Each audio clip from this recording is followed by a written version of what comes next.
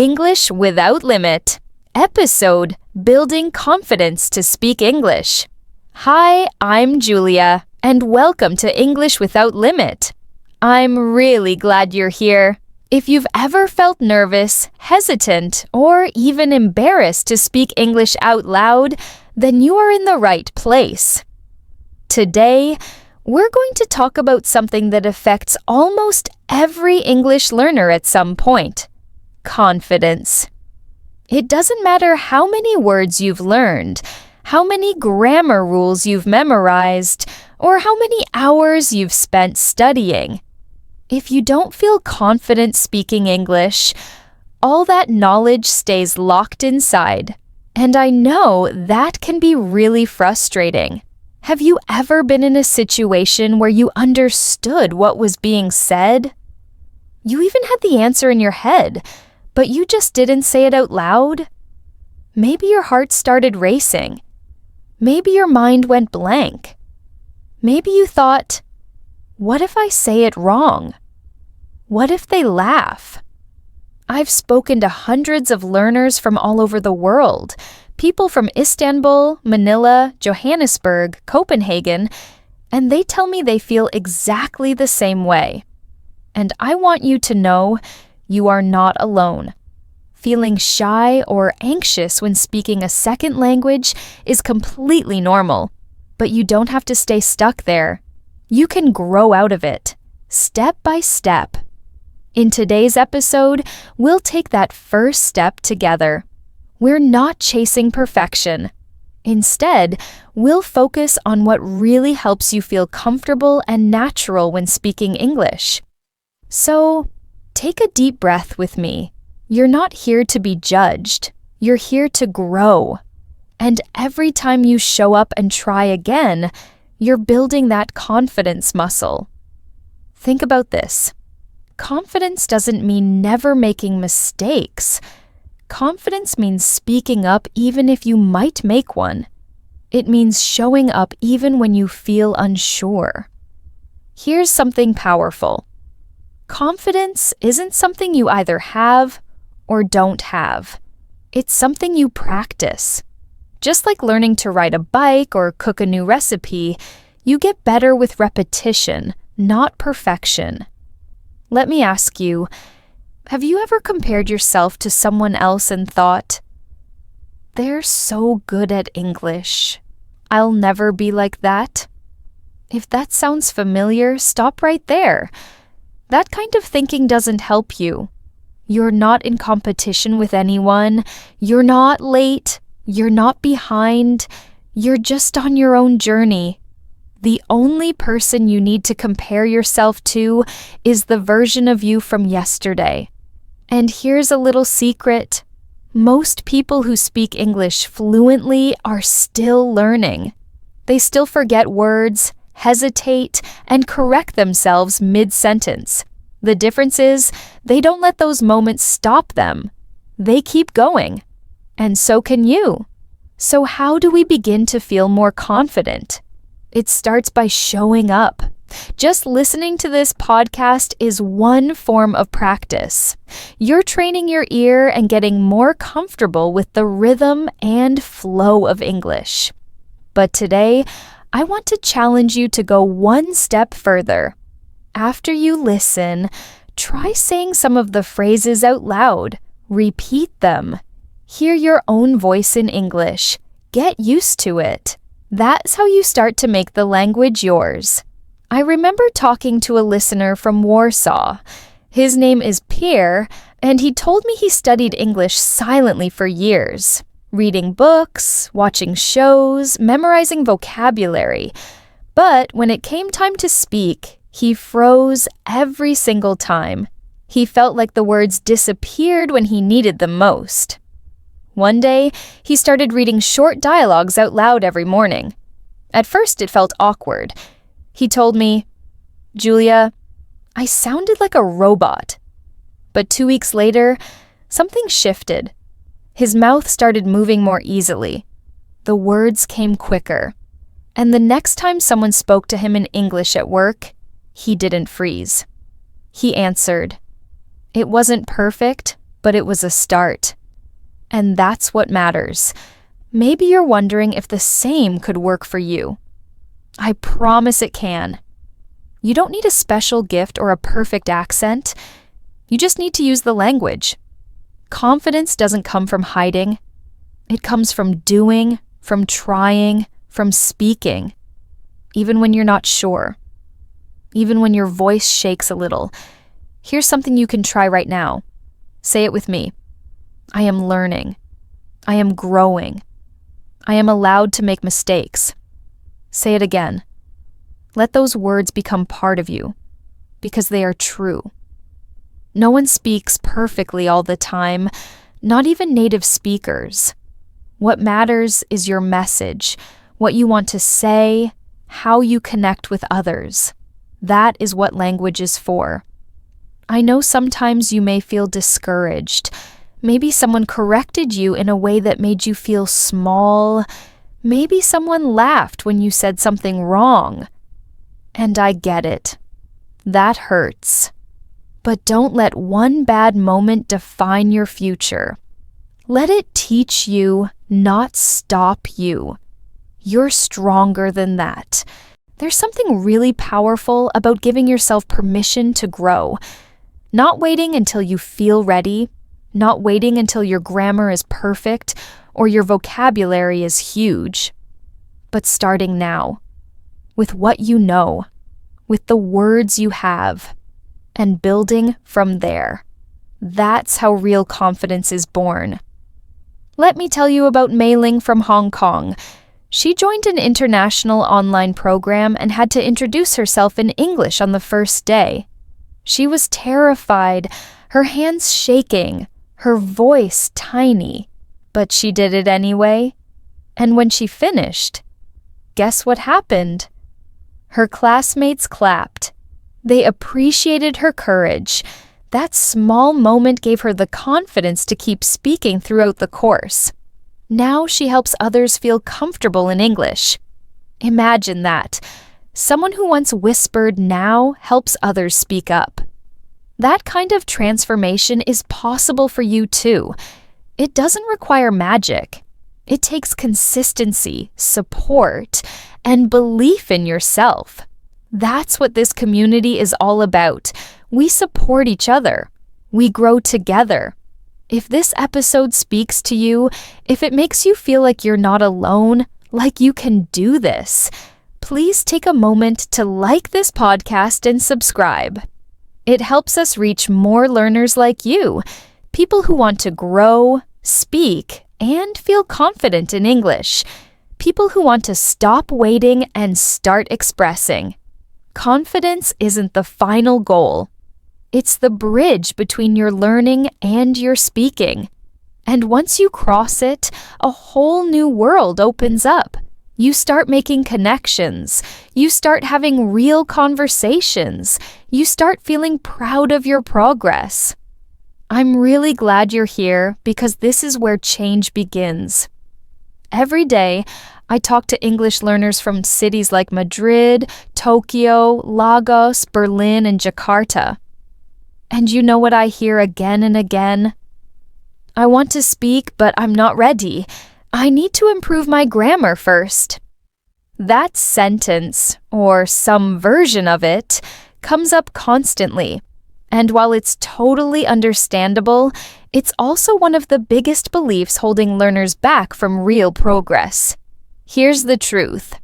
Grammar alone won't give you confidence. In fact, focusing too much on grammar can sometimes stop you from speaking at all. Many learners think they need to know all the rules before they can speak. They spend hours reading grammar books, watching lessons, and memorizing every verb form and structure. They think, if I just study a little more, I'll finally feel confident. But confidence doesn't work that way. It doesn't arrive suddenly after some invisible level of perfection. It grows from experience, practice, and allowing yourself to use the language, even when you're not perfect. Think about it for a moment. Children don't wait until they can form perfect sentences to start speaking. They just try. They repeat what they hear. They make mistakes. They get corrected gently. And then they try again. That's how we all learn to speak in the first place. But as adults, we often forget this simple truth. We want to get everything right before we take action. And in language learning, that can become a trap. You wait to speak, you hesitate, you think too much, and all that waiting turns into fear. I remember talking with Ahmed from Cairo. He had studied English for years, but had never really spoken it outside of a classroom. He told me he knew a lot of grammar, but every time he tried to speak, he got stuck. "It's like all the rules get mixed up in my head," he said. And that makes total sense. When you're thinking about too many rules at once, your brain gets overwhelmed. It freezes. You second-guess yourself. Instead of speaking, you stay silent. So I told Ahmed something simple. Start with what you know. Speak, even if it's not perfect. He looked unsure at first, but he agreed to try. Every day, he practiced short, simple conversations out loud, without worrying about grammar. He focused on getting his message across. And after just a few weeks, he told me he had his first real conversation with a tourist in English. It wasn't perfect, but it flowed. And he was so proud. That moment gave him more confidence than any grammar rule ever had. Here's the thing, grammar is a tool. It's important, yes, but it's not the goal. Communication is the goal. Being understood, making connections, expressing your ideas. And you don't need perfect grammar to do that. You need the courage to try. Confidence doesn't come from knowing everything. It comes from trusting that you can figure things out as you go. There's a listener I know from Helsinki named Anu. She once told me, "I always waited to speak because I didn't want to sound wrong." And I get that. We're often taught that mistakes are bad. But in language learning, mistakes are part of the process. They're how you learn. When you make a mistake and someone helps you, that correction sticks. It becomes part of your experience. You remember it better than if you had just read about it in a book. And here's another important truth. Most people won't notice your grammar mistakes.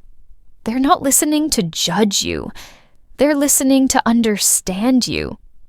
When someone talks to you in your native language and makes a small mistake, do you stop listening? Probably not. You focus on what they mean. It's the same when you speak English. People care more about what you're trying to say than how perfectly you say it. Imagine this. You're in a coffee shop in New York, and someone asks, "Where are you from?" You could panic and think, should I say, "I come from," or "I am from"? Is the tense right? Or you could smile and say, "I'm from Milan." Is it perfect? Number. But will they understand you? Yes. And if you keep talking, you'll probably improve naturally, just through real experience. That's how language works. Use first, polish later. Confidence grows in action. It's like building a muscle.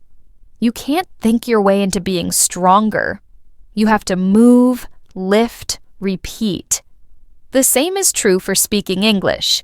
You build confidence by doing, not just by thinking or studying. Every time you say a sentence out loud, even if it's not perfect, you're one step closer. Every time you respond to a question, even if your grammar slips, you're practicing real communication. That's where the magic happens. Let me tell you about another learner, Naomi from Osaka. She was always shy about speaking. In school, she was told to focus on grammar tests and writing essays, but never encouraged to speak. When she joined our community, she said, "I know the rules, but I can't speak." So I gave her one challenge. Speak every day, just for 5 minutes without thinking about grammar. Just focus on meaning. She recorded voice notes, talked to herself, and joined short conversations in English. After a month, her voice had more energy. She laughed more when she spoke.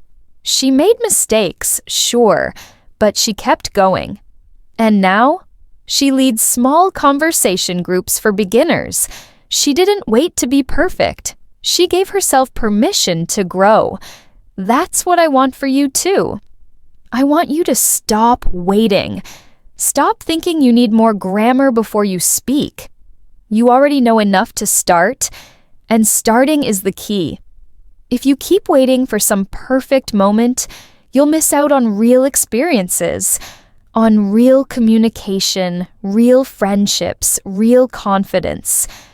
So here's something you can do today. Take a sentence you know and say it out loud. Then say another. Don't worry about making it perfect. Just let the words come out. Record yourself if you want. Listen back and smile. That's your voice. That's you speaking English. And every time you do it, your confidence grows.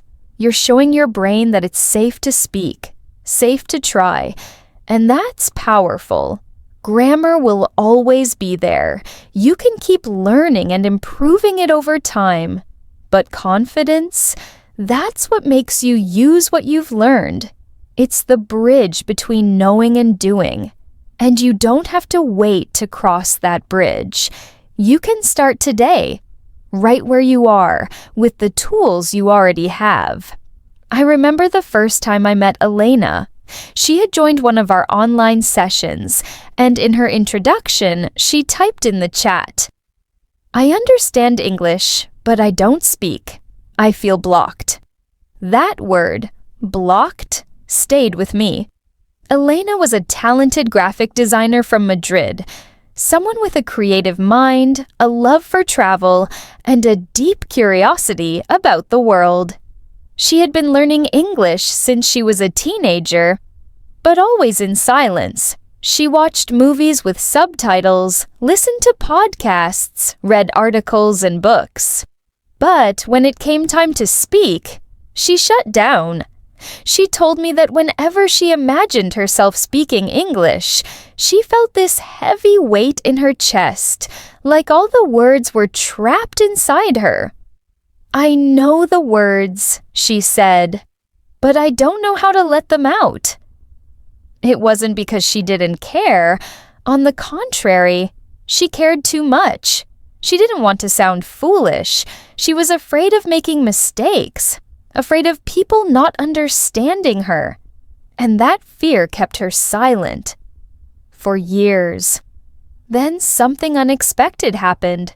Elena's company invited her to represent their design team at a creative tech conference in Berlin. It was an exciting opportunity.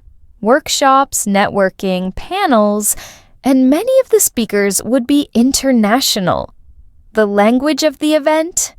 English. When she first heard the news, her stomach dropped.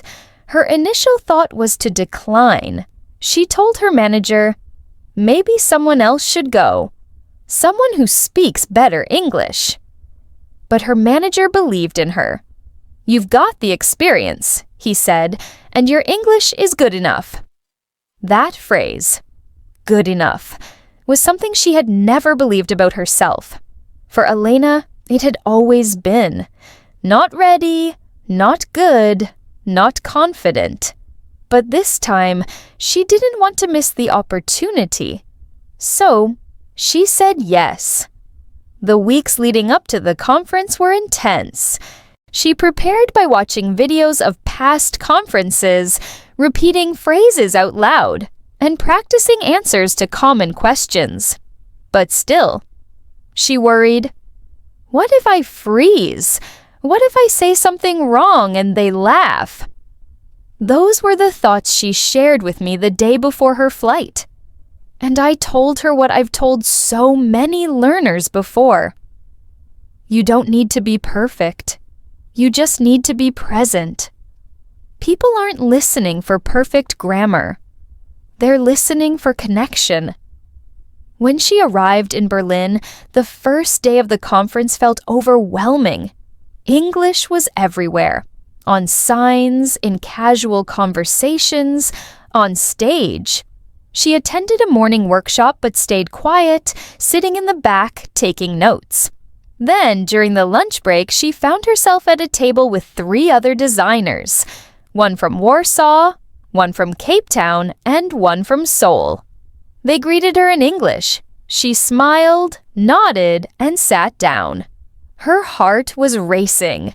She had 2 choices, stay quiet or try. She chose to try. "I'm Elena," she said. Her voice shook a little. "I work in Madrid with branding and user experience." And just like that, the conversation started. It wasn't fast or polished, but it flowed. The others asked questions. She answered. And to her surprise, they understood. They didn't correct her. They didn't look confused. They listened. They responded. They laughed when she made a joke about coffee breaks in Spanish offices. And that small moment, that first real exchange in English, opened something in her. Later that day, she asked a question during a panel. She raised her hand, stood up, and spoke into a microphone. Her question was clear, thoughtful, and spoken in a calm, steady voice. The speaker replied warmly. People nodded around her. And in that moment, she felt something shift. Not because her English was perfect. It wasn't. She made small grammar errors. She used simple words. But none of that mattered. What mattered was that she spoke. She showed up. She broke the silence. When she returned to Madrid, she was glowing. She sent me a message that said, "Julia, I did it. I spoke. I asked questions. I made friends. I wasn't perfect, but I was me." That message made me smile so much, because that's exactly what I want for every learner. To realize that fluency isn't about never making mistakes. It's about having the courage to speak, to try, to connect. Elena's story reminds us that progress often comes in moments of discomfort. Growth lives right on the edge of fear. You don't build confidence by waiting for it. You build it by walking through fear, by opening your mouth, even when your heart is pounding. And that's exactly what Elena did. She didn't wait until she felt ready. She took the chance. She let herself be seen and heard in English. And because of that, everything changed. Now Elena speaks in meetings. She shares ideas with international clients. She even helps new employees at her company who are nervous about English. She tells them what she once had to learn for herself. It's not about being perfect. It's about being brave. That phrase, "be brave, not perfect," has stayed with her. And I hope it stays with you too. Because Elena didn't suddenly become fluent at that conference. She didn't learn 50 new grammar rules. What she did was even more powerful. She allowed herself to be a beginner, out loud. She accepted that her voice, even with imperfections, was still worth hearing. I share Elena's story with you not because it's extraordinary, but because it's real.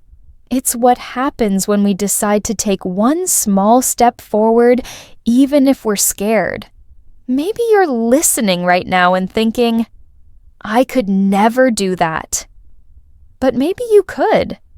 Maybe you already have the words. You just need to give yourself permission to use them. And here's the most beautiful part of Elena's story. Her confidence didn't come from learning something new. It came from using what she already knew, from choosing to speak, from realizing that the people around her weren't expecting perfection. They were simply ready to connect. And that connection, that moment of being understood, is where the real learning begins. I've met so many English learners who are deeply intelligent, thoughtful, and articulate in their own language. But when it comes to speaking English, they suddenly feel small. They feel like they have to calculate every sentence, double-check every verb tense, and constantly wonder if their grammar is correct. I understand why. For years, language teaching has told us that grammar is everything, that if we don't get the rules right, we'll sound uneducated or be misunderstood. But let me tell you something important. Grammar is just a tool. It's not the goal. Communication is the goal. And if you can get your message across clearly, even with mistakes, then you are already succeeding as a speaker. When someone speaks to you in your native language with a strong accent or imperfect grammar, but they're trying to connect with you, how do you respond?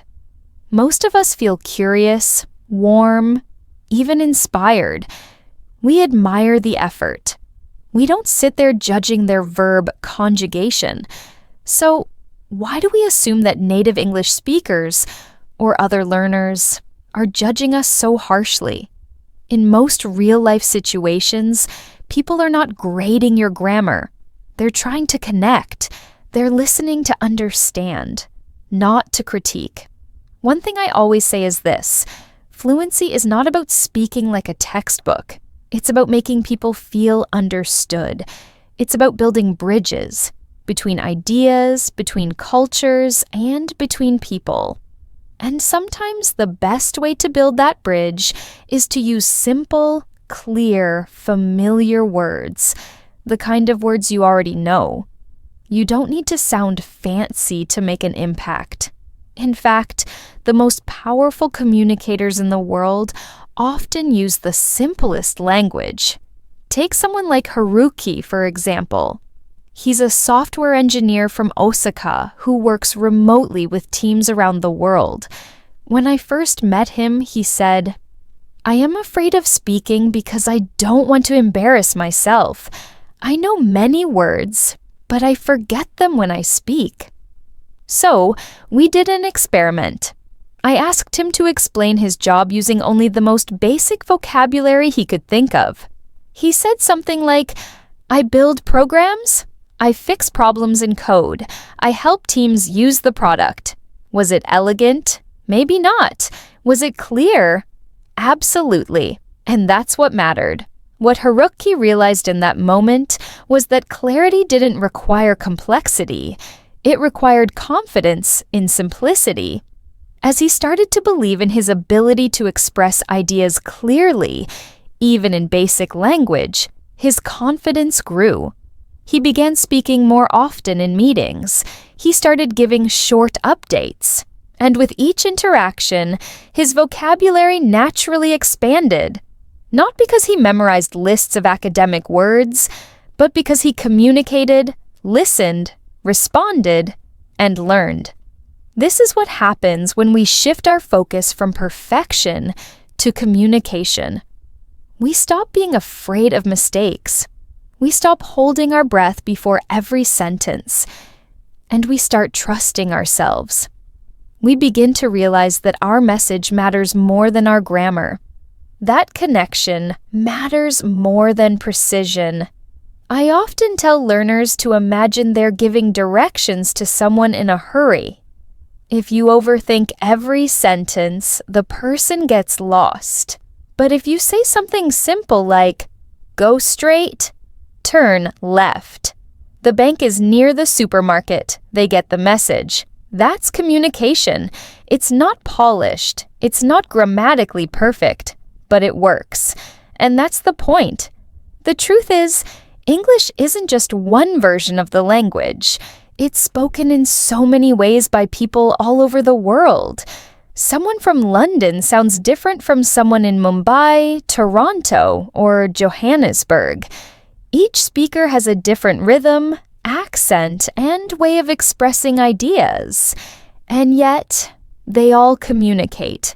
The variety of Englishes in the world shows us that there's no single right way to sound, There's just your way, and your way is enough, especially if your goal is to connect. Sometimes when I work with learners, I notice a moment of hesitation before they speak.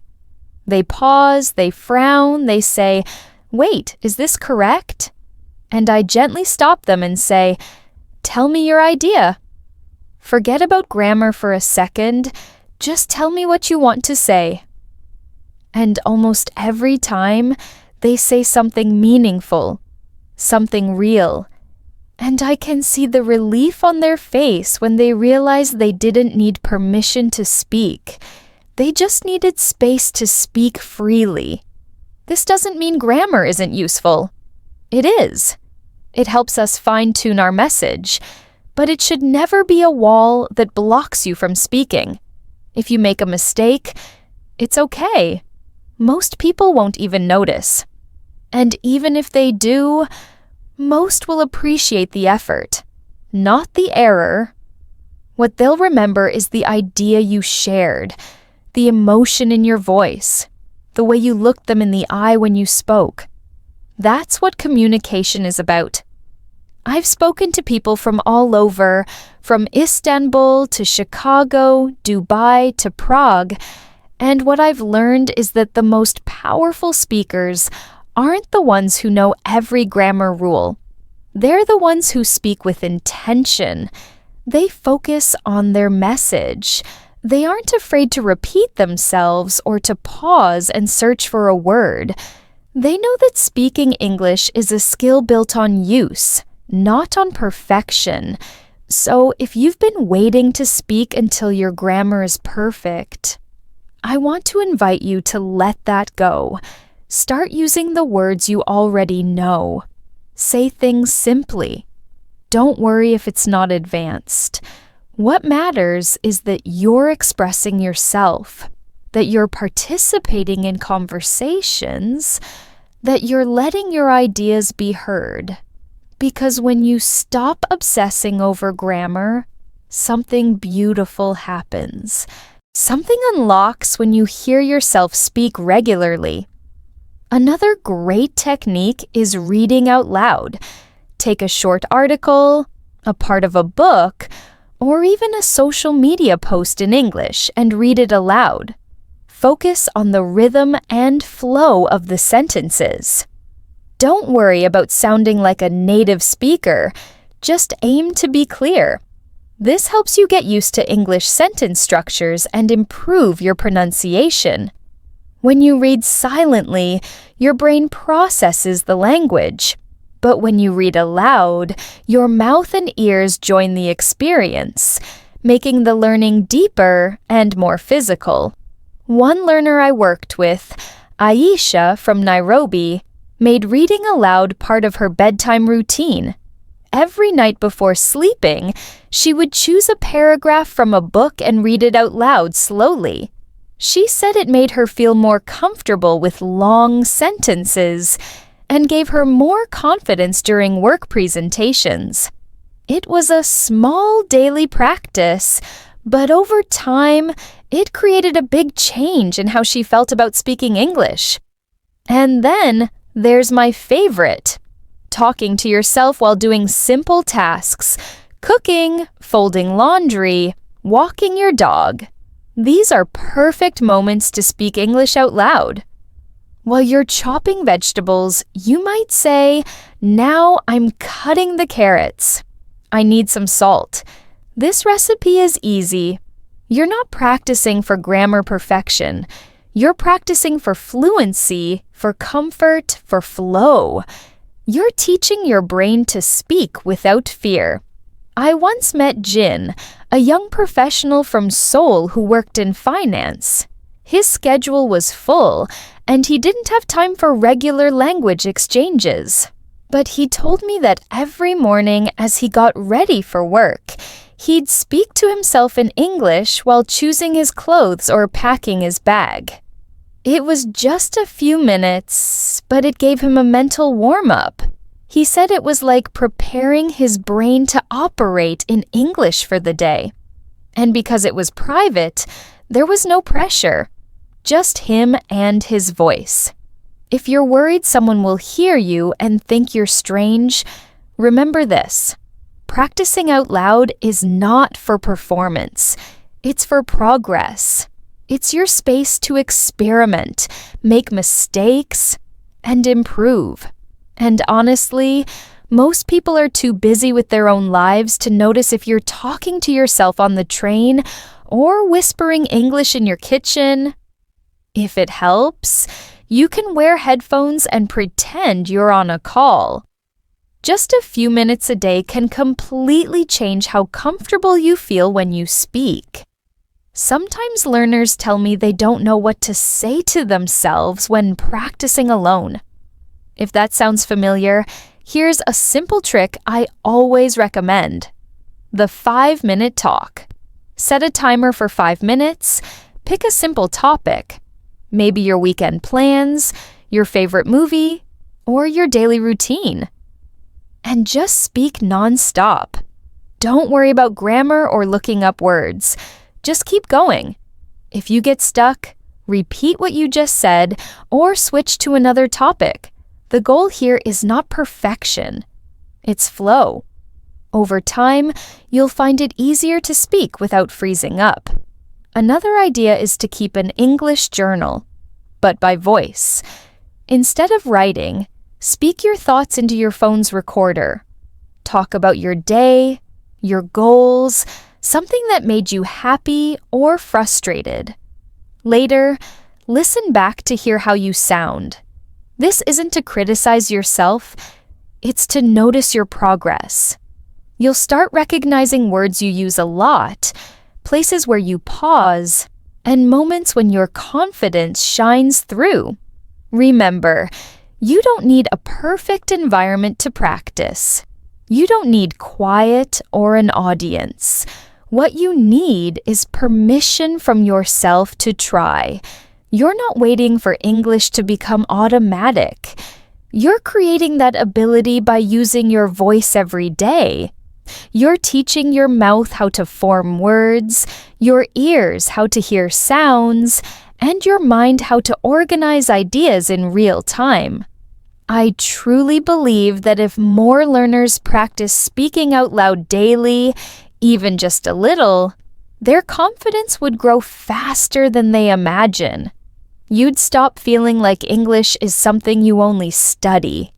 It would become something you do. Part of your day, part of your habits, part of your identity. And remember, when you speak out loud, even to yourself, you are speaking English. You're practicing in the most direct way possible. It's not about who's listening. It's about what you're building inside yourself. The rhythm, the voice, the courage. The more you speak, the more fluent you become. Not in grammar, but in expressing yourself, using your words, and feeling comfortable with your own English voice. And that voice, it's worth using. I want to share a story about Amir. I first met Amir through our community chat. He told me simply, "I freeze during meetings." Amir is a talented software engineer from Karachi, working remotely with teams in London, Berlin, and Singapore. Every day he joins meetings where English is the main language. He understands everything people say, but when it's his turn to speak, he gets stuck. His heart races, his hands get cold, and he just wants to disappear. Maybe you felt that way too. Sitting in a virtual meeting, nodding along, waiting for your moment, and then your mind goes blank. This is more common than you think. The fear of speaking, especially in professional settings, can be overwhelming. Amir wasn't struggling with vocabulary or grammar. He was struggling with confidence, fear of judgment, and the pressure to speak perfectly in front of people who speak fast and with authority. That fear made him quiet. He didn't share his ideas, even when he had something important to say. He told me, "After the meeting ends, I think of everything I could have said. But it's too late." So I asked Amir, What if you treated your English like part of your job, not something separate? That's when we created a simple method that changed everything for him. Before every meeting, Amir wrote a short script, just a few sentences about what he wanted to say. Maybe a project update, a question, or a response to his manager. Then he practiced reading it out loud 3 times. Not silently in his head, but out loud with his voice, as if he were already in the meeting. This became his daily preparation. He wasn't memorizing a speech. He was training his brain and body to speak English under pressure. By speaking out loud ahead of time, he trained his mouth, organized his thoughts, and calmed his nerves. The result? During meetings, Amir started speaking more naturally. He didn't need to read from notes. Just knowing he had already said the words gave him confidence. 1 week later, Amir told me, "I spoke twice in our team call, once to update my manager and once to ask a question. Both times people listened and responded. It felt amazing." That was a turning point. Amir realized his voice mattered, not because it was perfect, but because it was clear, thoughtful, and present. Over time, his coworkers asked for his input more, his manager praised his communication, and Amir stopped dreading video calls. This method works because it shifts your energy from fear to focus. When you know what you want to say and you've practiced aloud, you're not caught off guard. You don't panic. You might still feel nervous. That's natural. But your words come faster, smoother, and clearer. And that's the goal. Not perfection, but presence. Not flawless English, but confident communication. I've shared Amir's method with many learners around the world, and the results are the same. A woman from Warsaw used it before client meetings, a man from Bangkok before design presentations, a nurse from Istanbul before shift meetings. They all stopped waiting for confidence to magically appear. They built it by preparing their voice before the moment arrived. If you want to try this yourself, start small. 1 meeting, 1 message, 1 goal. Write a few sentences you want to say. "I have completed the report and shared it." Or, "I'd like to suggest a different timeline." Keep it short and simple. Then say it out loud 3 times. Let your voice carry the words. Let your ears hear your English. Let your mind get used to speaking without hesitation. Over time, you can prepare multiple responses and practice different ways to explain your point. If your job involves regular calls, make this a daily habit. 10 minutes before a meeting can make a huge difference. You're not just practicing English, you're building your confidence muscle and preparing to perform when it matters most. I also recommend recording yourself sometimes. Just a voice memo on your phone. Listen later, not to criticize, but to observe. You might hear yourself pause, repeat words, or sound stronger than you thought. This feedback helps you grow. It shows your real voice, not the one your fears imagine. And one last reminder, your accent, your mistakes, your pauses, they don't define your value. What matters is that you show up, you try, you make space for your voice. People respect clarity, honesty, and effort. When you speak with preparation, people feel it. They respond to your message, not just your grammar. Amir's story isn't about becoming fluent overnight. It's about a choice to stop hiding, to stop waiting for perfection, to start using English. Even if it's not smooth at first, he didn't change who he was. He changed how he prepared, and that made all the difference. He didn't let fear win. He found a way to speak. And because of that, he found his voice. You can do the same. Start small, speak out loud, prepare your words, and trust that your voice, just like Amir's, is worth hearing. One of the most powerful lessons I've learned coaching English learners worldwide is this: speaking simply is not weakness. It's smart, strategic, and leads to real communication. I've seen people try to use complex grammar and big vocabulary, thinking it will make them sound fluent. But often, it leads to hesitation, confusion, or silence. The truth is, simple sentences are faster to form, easier to say, and more effective in conversation. Many learners feel embarrassed using basic structures. They say, "But Julia, I sound like a beginner," or "I want to sound more advanced."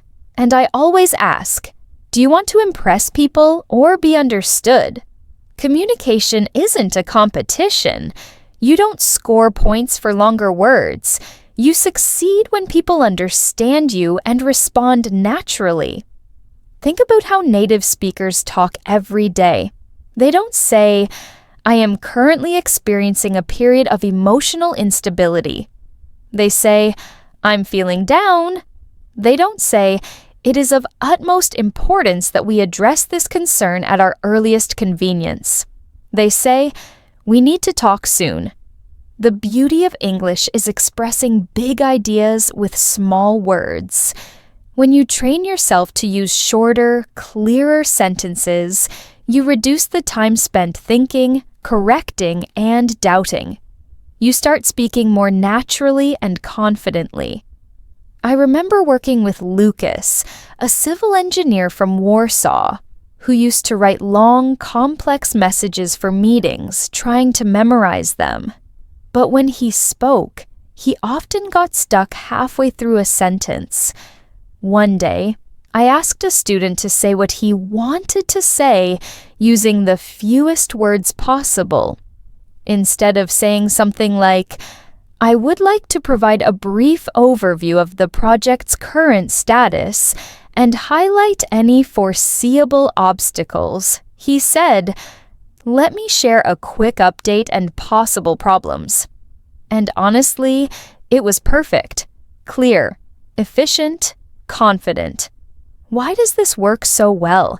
Because short sentences give your brain less to process. You don't have to remember complex structures or worry about forgetting a word halfway through a long thought. You speak one idea at a time, and that keeps you in control. Speaking simply helps you sound more fluent, not less. Another great example is Hannah, a university student from Cairo. She used to worry a lot about speaking perfect English, so she added long phrases she read in academic texts. But in casual conversations, it didn't work. People looked confused when she talked. We worked together to simplify her style. Instead of saying, "In accordance with the schedule, I plan to commence my research by the end of this academic term," she practiced saying, "I'll start my research at the end of the semester." It was still professional, but much easier to say and easier to understand. Here's a simple exercise I often share. Take something you want to say. Write it down the way you normally would. Then rewrite it using fewer words. Break long sentences into 2 or 3 shorter ones. Focus on clarity, not decoration. For example, instead of saying, "Despite having had limited exposure to formal training, I managed to complete the assigned task successfully," you can say, "I didn't have much training, but I finished the task." Both sentences are correct, but the second one is simpler, quicker, and more confident. Now, I'm not saying you should never use longer sentences or new vocabulary. Of course, you should grow and expand your skills. But when you're speaking, especially in real-time conversations, simplicity helps you keep the flow going. You can always add more detail later. Start with a simple sentence, and if someone asks you to explain more, then you do it. That way, you avoid freezing or speaking too slowly. Let's imagine someone asks you, "How was your weekend?" You could say, "It was very pleasant and productive as I managed to engage in various activities that I found both relaxing and intellectually stimulating." Or you could say, "It was nice. I read a book and went for a walk." One sounds advanced, the other sounds natural. Which one do you think leads to a real conversation? Usually, it's the simpler one. I've seen this work in business settings too. Grace, a marketing professional from Johannesburg, used to feel nervous during team updates. She thought she had to sound businesslike and added too many formal expressions. But it made her sound robotic. I encouraged her to speak like she would to a colleague over coffee.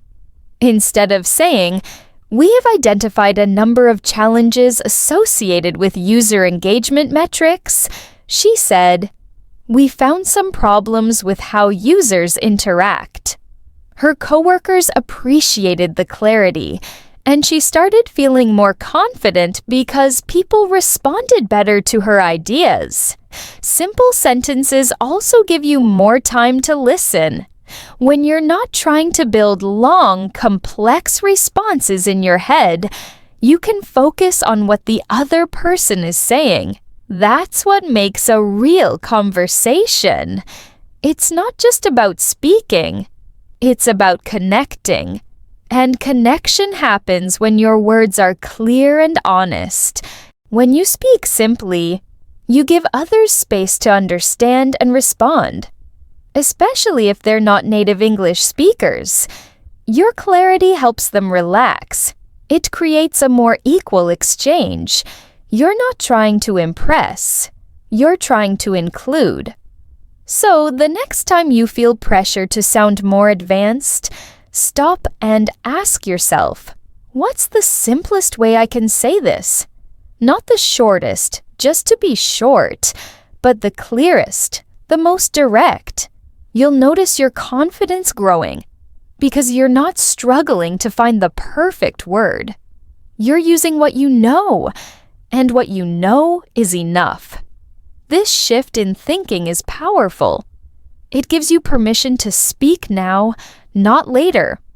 You don't need to master every grammar rule to express your opinion. You don't need to memorize long lists of phrases to join a conversation. You already have what you need, the ability to form clear, honest sentences that people can understand. That's what English is for. That's what language is for. Not to impress, but to connect. Not to perform, but to participate. Speak simply, and watch how people listen. Speak simply, and feel your confidence grow. One of the most common challenges I hear from English learners is, "Julia, I understand English, but when I try to speak, I freeze." When I ask, "What's going on in that moment?" the answer is usually the same. They're trying to translate every sentence from their native language into English, word by word. That's where the problem starts. Your brain gets stuck between two languages. You're thinking in one and trying to speak in another. It slows you down, creates stress, and takes the fun out of conversation. That's why today I want to talk about something that will truly change how you use English. Thinking in English. When you think in English, you stop translating. You start forming ideas the same way you express them. You build speed and fluency because your brain isn't working double time. And here's the good news. You don't need to be fluent to start thinking in English. You just need to start small, with words and sentences you already know. This isn't about perfection. It's about building a habit, one that becomes more natural with time and practice. Let me tell you about Marta, a nurse from Milan. She'd been learning English for over 10 years. She could read well and understand most conversations, but when it came to speaking, she hesitated. Her sentences came out slowly, and she felt tired after every conversation. I asked her what happened in her head before speaking. She said she was building the sentence in Italian first, then trying to convert each word into English before saying it. That's a lot of work for one brain to do while keeping up a conversation. So I gave her a challenge. For 1 week, she picked a few daily tasks and thought about them only in English. For example, when getting dressed in the morning, she'd say to herself, "I'm wearing my blue sweater today," or "It's cold, I'll need my jacket." While cooking, she'd say, "I'm chopping onions," or "The pasta needs 2 more minutes." These were simple, clear phrases that didn't need to be perfect. They just needed to be in English. After a few days, Marta told me her brain started switching automatically. She found it easier to respond in English without translating first. That mental switch made a huge difference in her confidence. The key is consistency. You don't need to think in English all day long at first. That would be exhausting. But choose small moments during your day to practice. Try this next time you walk to work or take a shower. Describe what you're doing in English. Say it out loud if you can, whisper it, or just form the words in your mind. It might feel awkward at first, and that's okay. Awkward means you're doing something new. New habits always feel strange at first. You can also label things around you. If you're in the kitchen, name objects in English: plate, spoon, stove, sink, cutting board. Then try a simple sentence. The spoon is on the table. These small practices add up and train your brain to connect thoughts directly to English words. Another exercise is narrating your actions like you're the main character in a movie, and there's a narrator describing what you do. She opens the fridge. She looks for milk. She finds the milk and pours it into the glass. Use simple present tense. It's easier and faster. The goal isn't to be grammatically perfect. The goal is fluency of thought. Ask yourself simple questions throughout the day. What time is it? What do I need to do next? What am I going to eat? And answer in English. It's almost 3 p.m. I need to call my friend. I'll eat something light. The more you do this, the easier it becomes. You're creating new pathways in your brain, where English comes first. I also worked with Kenji, an architect from Tokyo. He was good at reading technical documents in English, but froze in spontaneous conversation. I asked him to stop translating and train his brain to process daily thoughts in English. We started with a 5-minute morning exercise, describing his plan for the day in English. Today, I will go to the office. I have a meeting at 10 o'clock. After that, I will work on a new design. Short, simple, consistent. Within 3 weeks, he noticed words came faster when speaking, and he stopped pausing to translate during meetings. What I love most about thinking in English is how flexible it is. You don't need a classroom or teacher. Just a few quiet moments each day.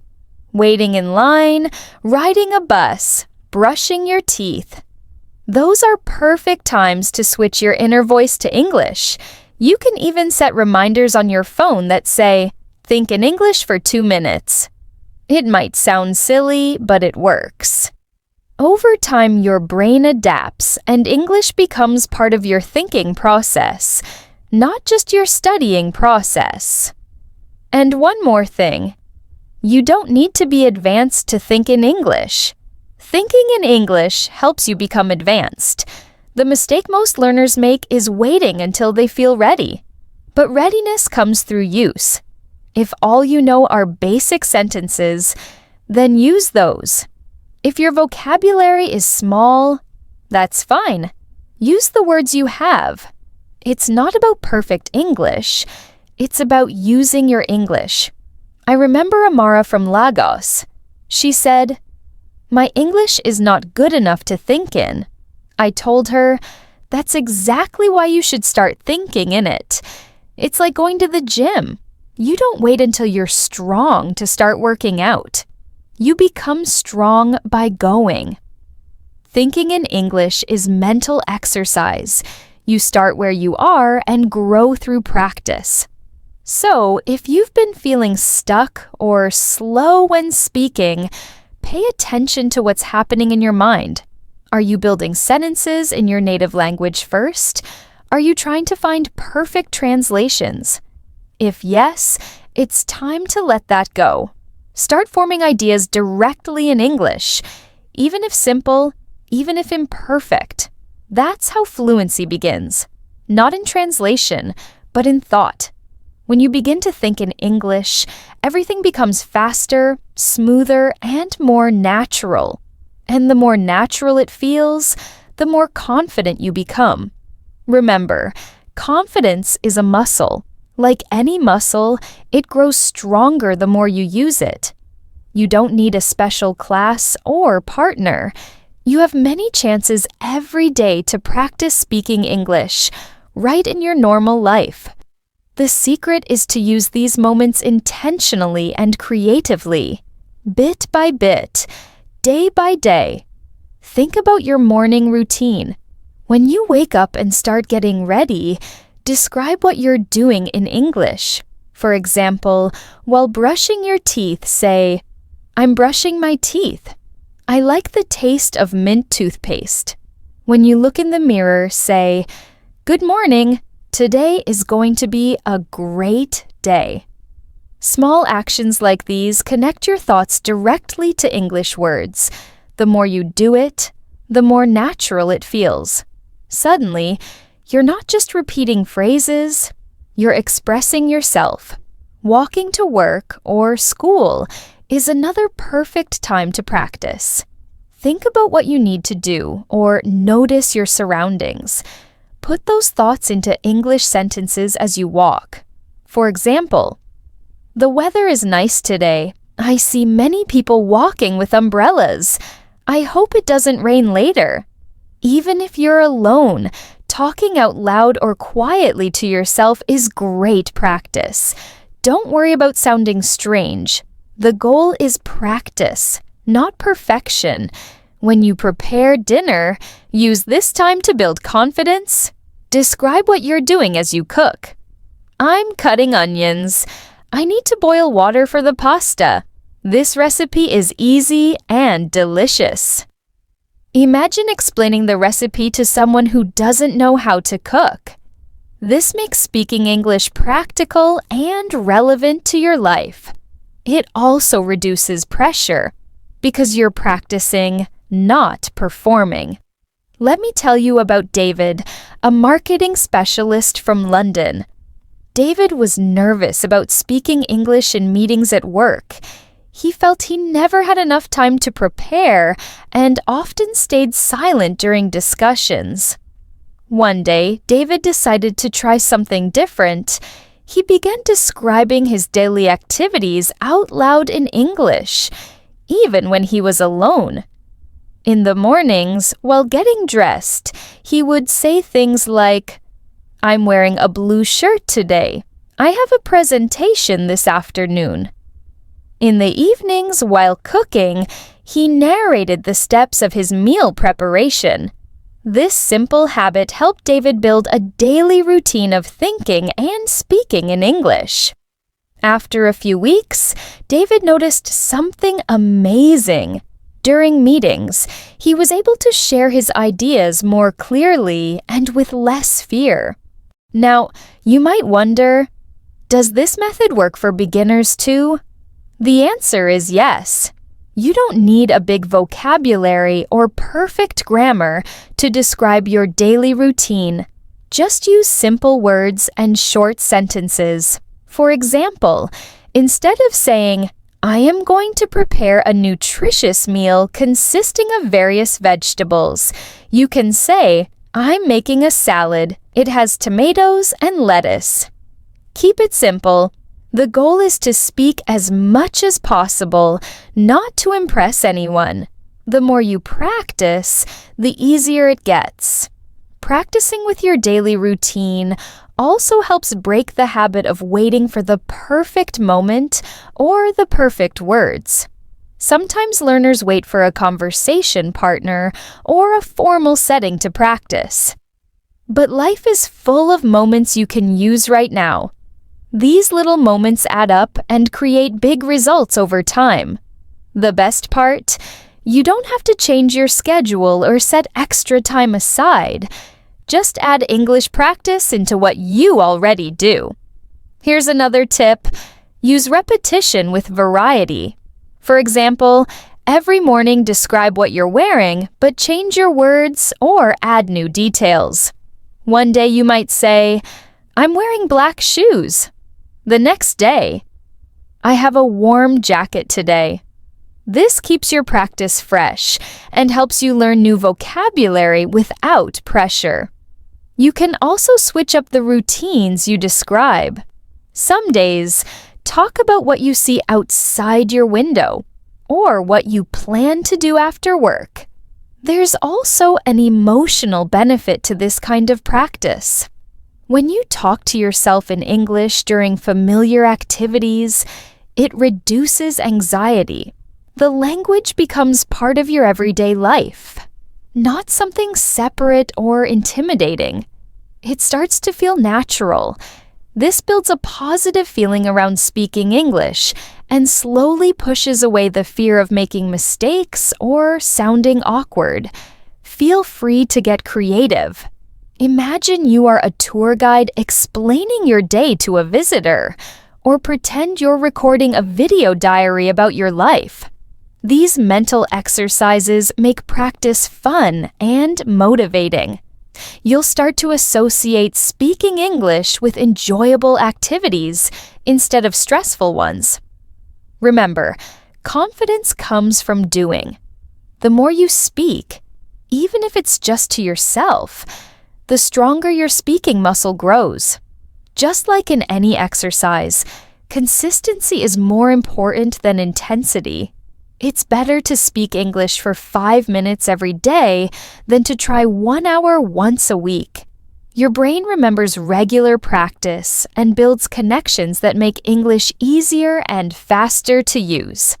So next time you brush your teeth, walk to work, or prepare dinner, try making English your companion.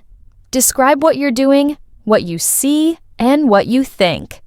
Don't worry about mistakes or vocabulary gaps. Speak simply, speak often, and enjoy the process. Now, I want to talk about something many learners struggle with: making mistakes. Making mistakes is often the biggest challenge when building confidence. I know this well because many people I've worked with have told me they freeze or stop speaking as soon as they fear making a mistake. But here's the truth: mistakes are not your enemy.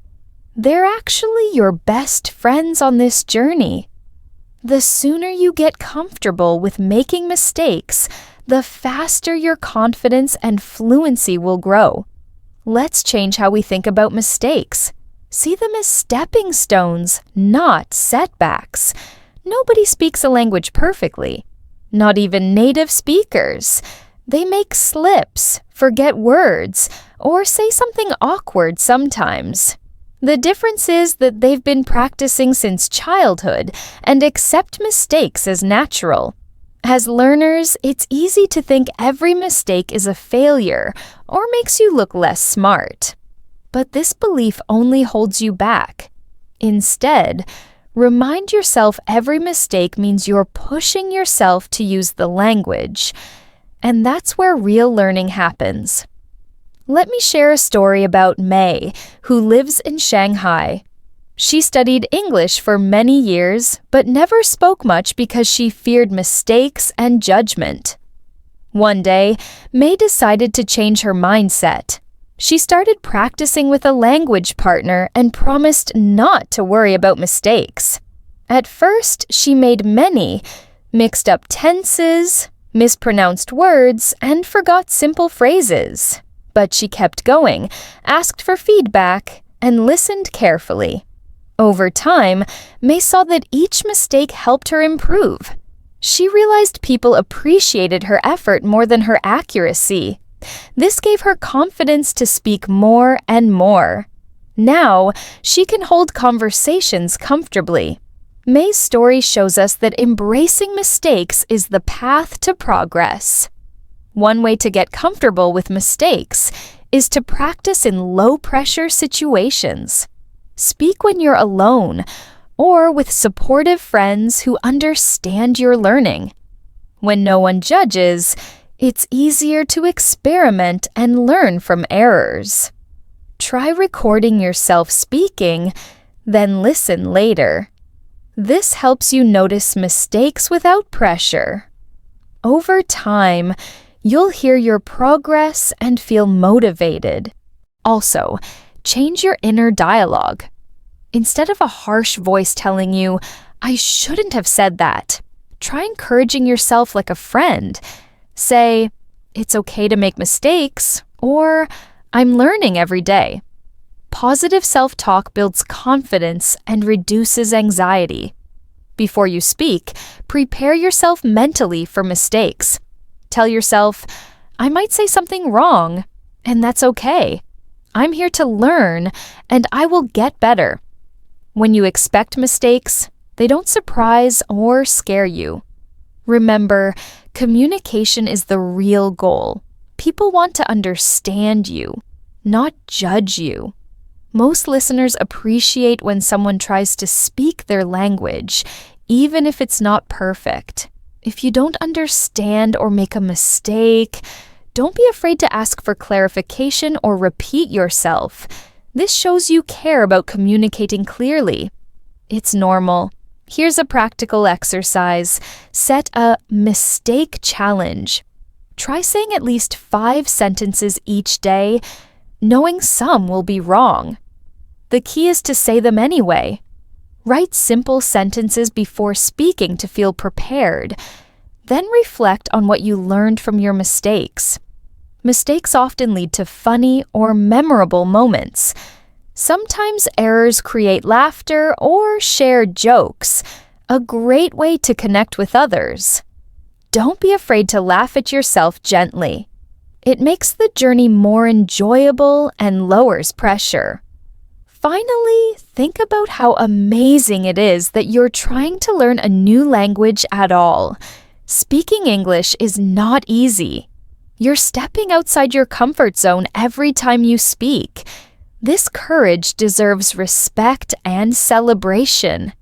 Every mistake shows you're growing and getting closer to your goal. So, next time you feel nervous about mistakes, remember, they are your friends, your teachers and guides to true confidence. Keep practicing, keep making mistakes, and keep speaking. I believe in you, and I'm here cheering you on every step of the way. When you're learning any language, it's totally natural not to understand everything right away. And guess what? That's perfectly okay. What really matters is how you handle those moments when you feel unsure or lost. Instead of freezing or avoiding speaking, using simple, confident phrases can keep your conversations flowing and even help you sound more fluent and engaged. I remember when I first started learning other languages myself, I used to feel embarrassed whenever I had to ask someone to repeat something. I thought it made me look less smart or less capable, but then I learned something valuable. Native speakers actually appreciate when you ask for repetition or clarification. It shows you want to understand and communicate clearly. It's a sign of respect and effort, not failure. So here's the first thing I want you to know. Using phrases like, I don't know. Can you say that again? Or, I'm not sure I understand, is actually a smart and confident way to keep your English conversations going. Here's a practical tip I always share. Have a set of polite and simple phrases ready for those moments. You can say things like, sorry, can you repeat that? Or, I'm not sure I understand. Could you explain again? Or even, I don't know how to say this in English. Can you help me? These don't have to be perfect English. They just need to be clear and polite. When you use these phrases, you show your conversation partner that you care about getting things right and that you're actively trying to communicate. And believe me, this usually leads to more patience and support from the people you talk to. Let me share a quick story. I have a friend, Arjun, from Mumbai. Arjun used to get nervous during English conversations at work because people sometimes spoke really fast. He would stay quiet, hoping to understand later, but often missed important information. One day, a colleague suggested he try saying, "Can you repeat that, please?" whenever he missed something. At first, Arjun was worried he might annoy people, but after he started using this phrase, everything changed. People were happy to repeat or explain differently. Arjun felt less stressed and more in control because he wasn't pretending to understand when he didn't. This idea isn't just for work meetings. Imagine you're at a cafe in London or on a video call with friends from Seoul and you don't catch something. Saying, I don't know, or can you say that again? Keeps the conversation going and prevents you from freezing or feeling embarrassed. These phrases also help when you want to buy time to think. For example, you could say, I'm not sure. Can I think about it for a moment? Or, could you please explain that part again? This gives you a moment to organize your thoughts and respond confidently. Another great reason to use these phrases, they actually help you learn faster. When you ask someone to repeat or explain, you pick up new vocabulary, pronunciation, or expressions you might have missed the first time. Over time, you'll find yourself understanding more and needing to ask less. But until then, don't hesitate to use these tools. They're part of the learning process.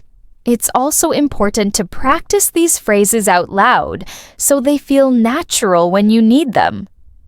Practice with a friend, record yourself, or use a language app to simulate conversations.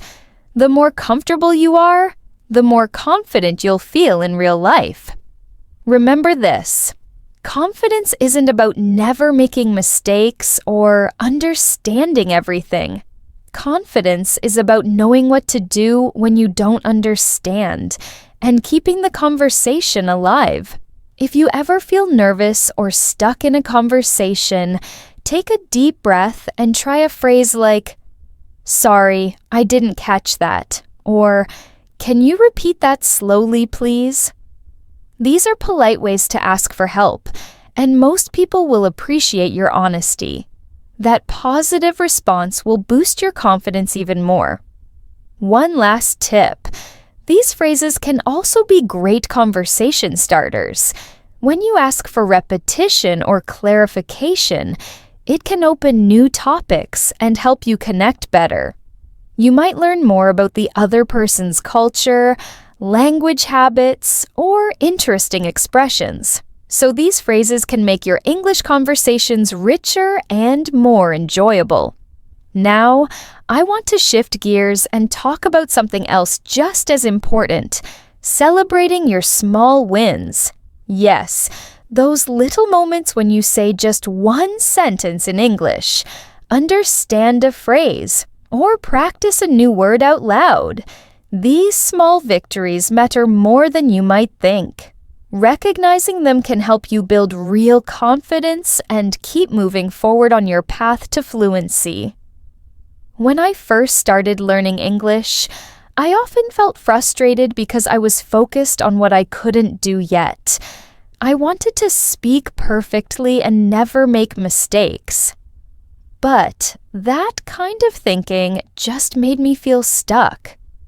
What really helped me was celebrating those small moments where I actually used English, even if it was just a simple sentence or a short conversation.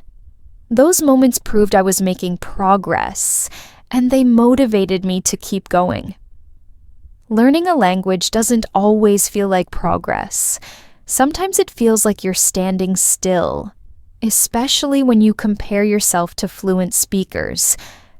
But real learning happens step by step, day by day, through these small wins. Imagine every time you speak English, you're lifting a tiny weight at the gym.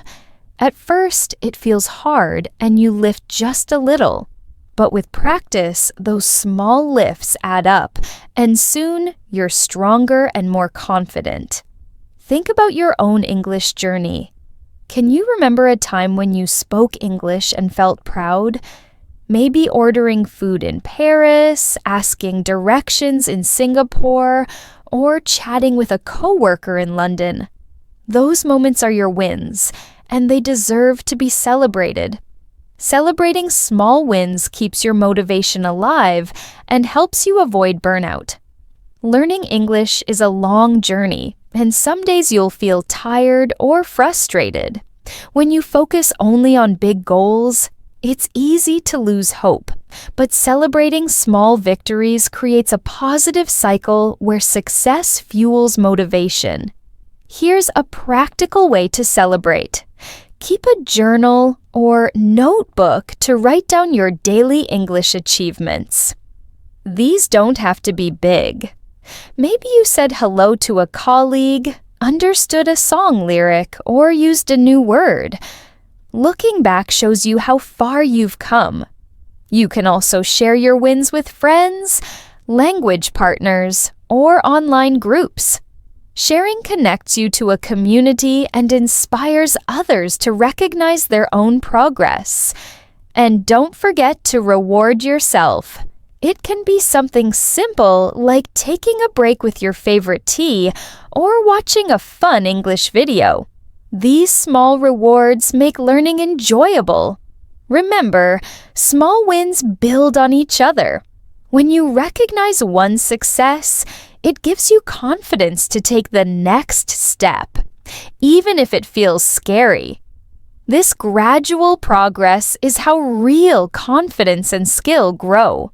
Sometimes wins come in ways you don't notice right away. Maybe you start thinking more in English, understand a movie without subtitles, or catch a joke. Celebrate these moments inside yourself. They mean your brain is adapting naturally. So today, I encourage you to shift your focus. Celebrate the courage it takes to speak English at all. Celebrate every word, every phrase, every conversation. These small wins are the foundation of fluency. They remind you that you are capable, growing, and moving forward every day. Remember, confidence in speaking English doesn't come from perfection. It comes from practice, from trying, and from recognizing the progress you make, even if it feels small. So next time you speak English, pause and appreciate that moment. That is a victory. Keep celebrating these moments because each one brings you closer to the confident English speaker you want to be. I want to talk to you about something that can truly change the way you learn English: creating a safe space to practice. By safe space, I mean an environment where you feel comfortable, supported, and free to make mistakes without fear of judgment.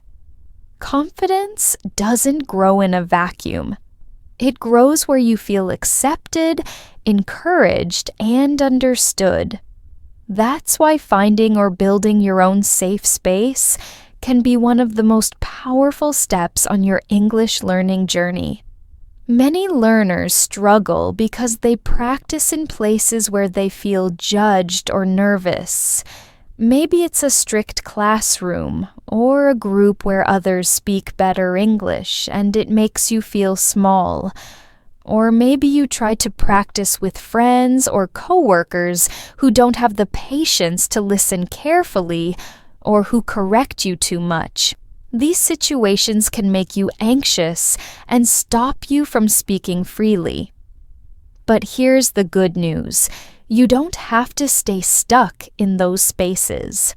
You can create or find a space where you feel safe and confident. Think about the people in your life or online communities where you can be yourself. Maybe you have a friend who encourages you and never makes fun of your mistakes. Maybe there's a teacher who patiently listens and helps you step by step. Maybe you joined an online group where everyone is learning and supporting each other.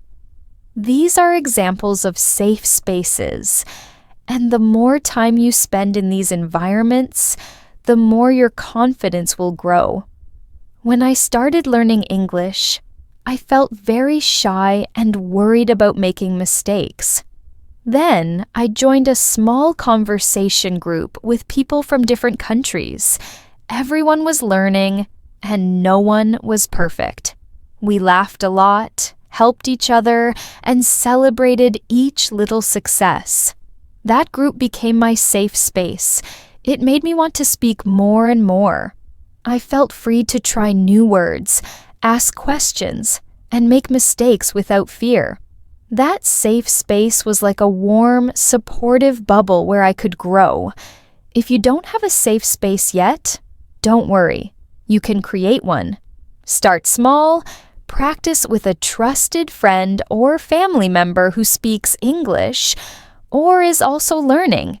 Set a time to talk regularly and agree that it's a place where you won't be judged.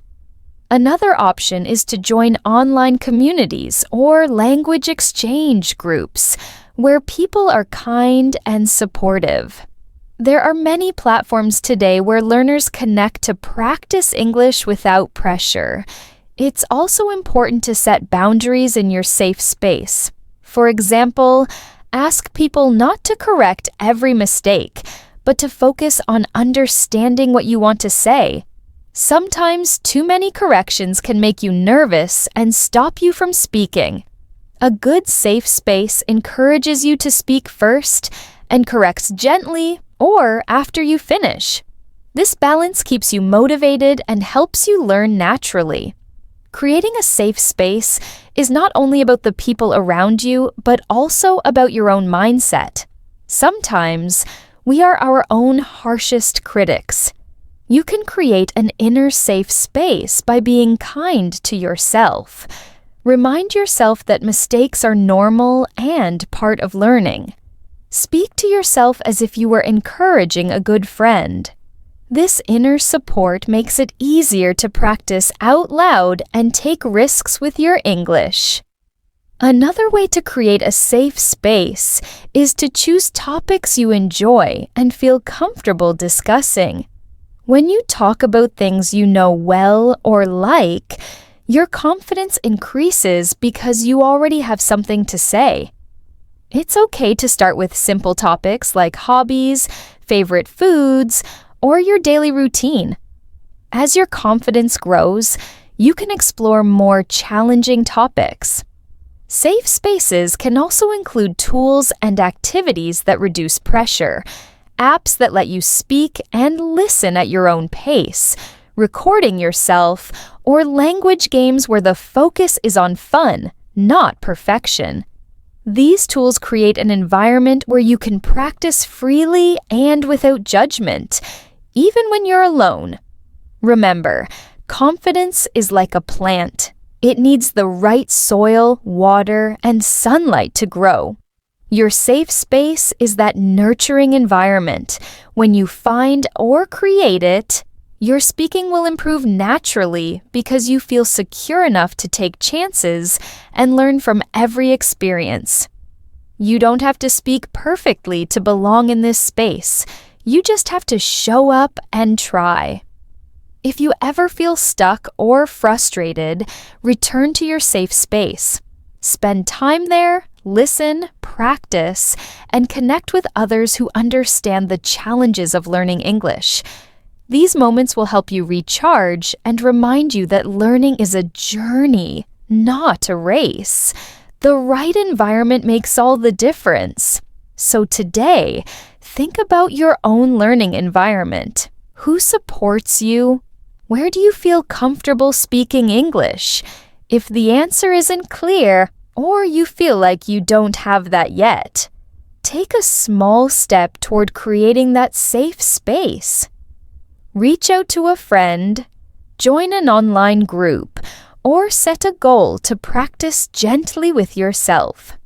Your confidence will thank you.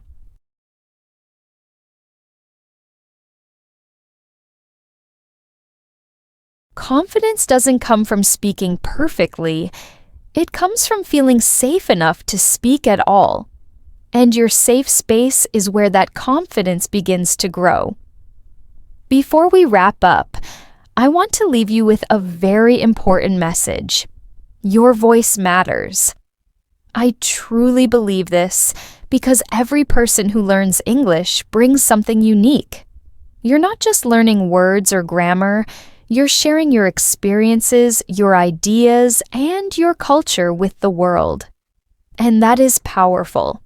When you speak up, you're not just practicing English, you're making a connection, expressing yourself, and adding your perspective to a global conversation. That alone is worth celebrating. I often hear from learners who feel they need to be perfect before they speak. They worry about mistakes or sounding awkward, but confidence isn't about perfection. It's about showing up, speaking your truth, and being brave enough to try again. Even if you stumble every time you speak, even with just one sentence, you're making progress. You're building a habit that will serve you for life. And that habit of showing up, of using your voice, is the foundation of real confidence. Think about the times you hesitated, worried about how you sounded. Now imagine if instead of staying quiet, you chose to speak up anyway. What opportunities might open for you? What friendships could begin? What doors could you unlock in your career or personal life?